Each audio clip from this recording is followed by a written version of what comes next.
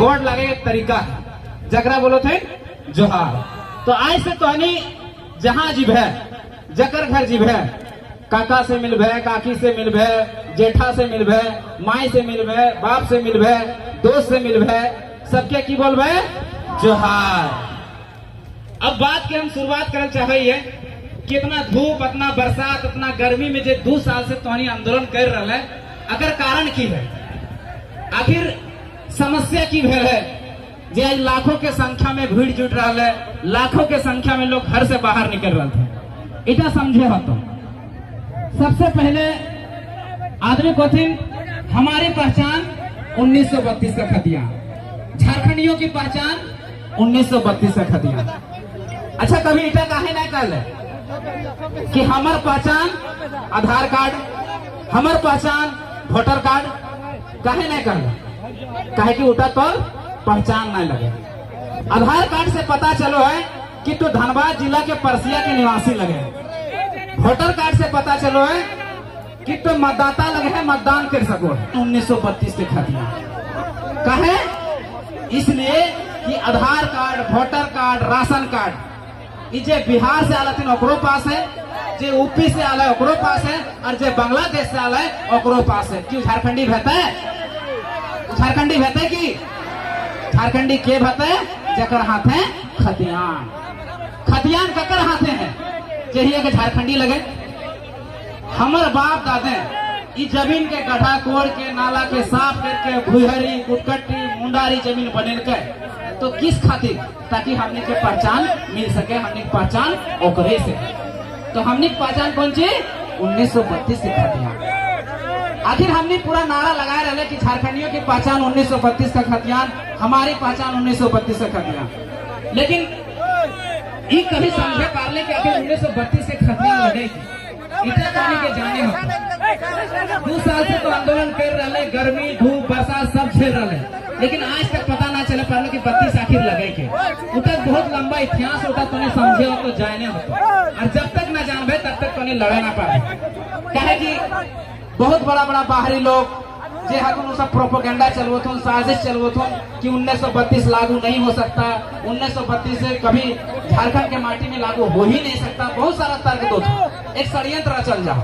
अगर बात करते कि 1932 की लड़ाई केवल एक समुदाय के लगो, एक जाति के लगो, तो अन्य जाति के तोड़े के प्रयास कर रहा हूँ ताकि हमने अन्य जाति जुड़ ना पाए, आंदोलन फीका पड़ जा, कमजोर पड़ जा। तो सबसे पहले 1932 के ही समझे बता कि आखिर 1932 लगाओ। देखिए झारखंड में सबसे पहले 1964 ईस्वी में अंग्रेज कोल्हान की धरती से प्रवेश किए। जब अंग्रेज कोल्हान की धरती से 1964 में प्रवेश किए तो यहाँ कमाने का जो साधन था, उस समय यहाँ पर कोयला की खोज नहीं हुई थी, तांबा की खोज नहीं हुई थी, अवरक की खोज नहीं हुई थी। तो कमाने की जो साधन था वो था क्या? लगान। और लगान किससे वसूला जाता था? जमीनों से। तो अंग्रेजों ने सबसे पहले यहाँ लगान लगाने का काम किया। जब लगान लग गया तो सबसे पहला विद्रोह जल जंगल जमीन को बचाने के लिए, लगान से मुक्ति पाने के लिए 1767 ईस्वी में एक विद्रोह होता है, ढाल विद्रोह। ढाल विद्रोह में यहाँ के आदिवासियों और मूलवासियों ने ऐसा लड़ाई लड़ा कि अंग्रेजों को घुटने टेकने पर मजबूर कर दिया। कहा कि ये माटी हमारी है तो हम लगान क्यों दें। जब वहां पर कुछ समझौता होता है और कुछ कानून लागू होने के बाद अंग्रेज फिर अंदर की ओर घुसते हैं, प्रवेश करते हैं। तो 1773 ईस्वी में एक और विद्रोह होता है, चौहाड़ विद्रोह, जो रघुनाथ महतो के नेतृत्व में होता है। ये विद्रोह भी अपने जल जंगल जमीन को, अपनी माटी को बचाने के लिए होता है और इसे भी लगान से मुक्ति पाने के लिए होता है। फिर 1785 ईस्वी तिलका मांझी का विद्रोह, फिर कोल विद्रोह 1820 ईस्वी, फिर संथाल या भूल विद्रोह 1855 ईस्वी। इस तरह से झारखंड के माटी में हम लोग 150 लड़ाइयां लड़ते हैं। 150 लड़ाइयां लड़ने के बाद, 150 विद्रोह करने के बाद अंतिम विद्रोह जो होता है वो बिरसा मुंडा का विद्रोह होता है 1895 ईस्वी में। 1895 ईस्वी में जो विद्रोह शुरू होता है, 1900 ईस्वी में बिरसा मुंडा की मौत हो जाता है। बिरसा मुंडा की मौत होने के बाद ये 32 के खतियान का इतिहास है, समझना पड़ेगा, तो ध्यान से समझिए।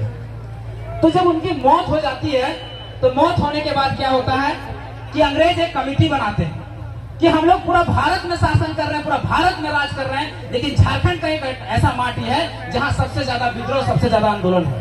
कारण क्या है? तो हमारे झारखंड के माटी के एक बहुत बड़े इतिहासकार थे, जानकार थे, शरद चंद्र राय। शरद चंद्र राय के नेतृत्व में एक कमेटी बनती है और कमेटी का रिपोर्ट 1901 ईस्वी में आता है और उनसे पूछा जाता है कि झारखंड के माटी में इतना विद्रोह होता क्यों है और क्यों हो रहा है।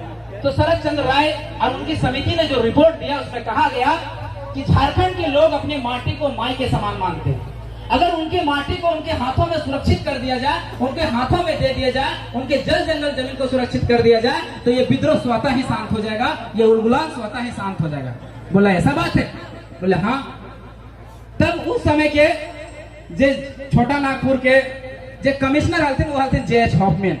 जे.एच. हॉफमैन की करथिन एक सर्वे करवे के काम करे थे। सर्वे तो पहला सर्वे हमने के 1902 ईस्वी में शुरू भेलो और खत्म भेलो 1905 ईस्वी में, लागू होलो 11 नवंबर 1908 ईस्वी के, जकरा हमने बोला छोटा नागपुर काश्तकारी अधिनियम।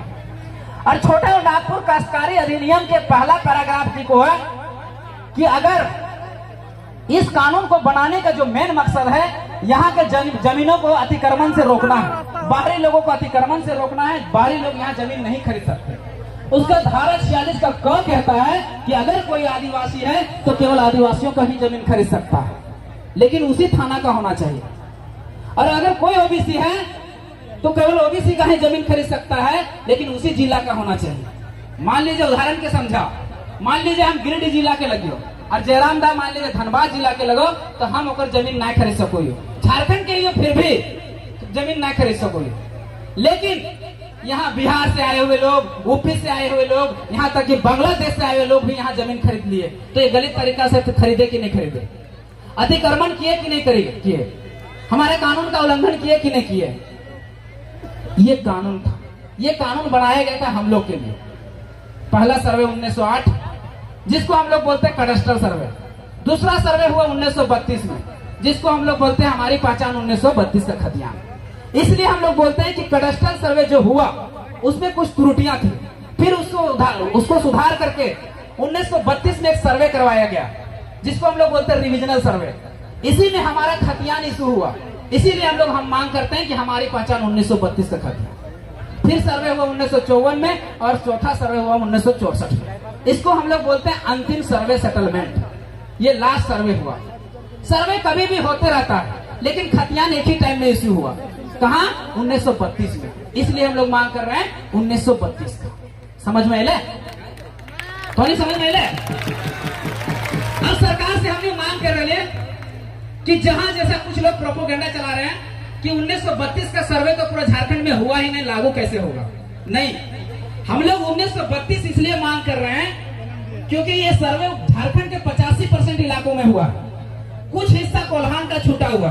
तो हम सरकार से मांग कर रहे हैं कि आप 1908 को भी शामिल कीजिए, 1932 को भी शामिल कीजिए, 1954 को भी शामिल कीजिए और 1964 को भी शामिल करिए और अंतिम सर्वे सेटलमेंट तक जाइए और वहां के पहले जितना सर्वे है उसको मान्यता दीजिए और उस आधार पर झारखंडियों को परिभाषित कीजिए, आइडेंटिफाई कीजिए कि झारखंडी है।